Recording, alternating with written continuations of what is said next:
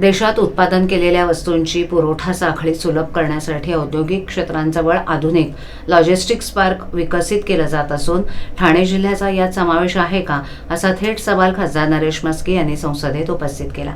हे park PPP तत्वावर विकसित करावं, या खासदार नरेश म्हस्के यांच्या सूचनेचं केंद्रीय वाणिज्य आणि उद्योग मंत्री पियुष गोयल यांनी स्वागत केलं आणि भविष्यात ठाणे जिल्ह्यात लॉजिस्टिक्स पार्क उभारण्याचे संकेतही दिलेत. औद्योगिक क्षेत्रांजवळ आधुनिक लॉजिस्टिक्स पार्क म्हणजे एकात्मिक सुविधा केंद्र उभारलं जातंय, जिथे उत्पादन, वेअरहाऊसिंग आणि वितरण एकत्र आणलं जातं. यामुळे वाहतूक आणि पुरवठा साखळी सुलभ होते.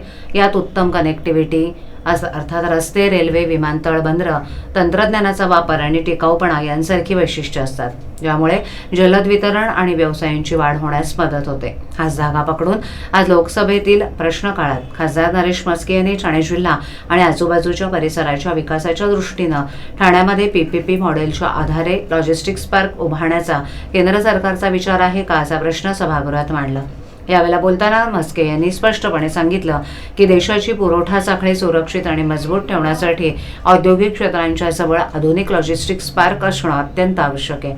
मालवाहतूक, साठवणूक आणि वितरण या सर्व प्रक्रिया अधिक वेगवान आणि नियोजनबद्ध करण्यासाठी अशा सुविधा काळाची गरज बनल्या आहेत. ठाणे जिल्हा आणि आजूबाजूच्या परिसरात मोठ्या प्रमाणावर औद्योगिक क्षेत्र असून लघु, मध्यम आणि मोठे उद्योग कार्यरत आहेत.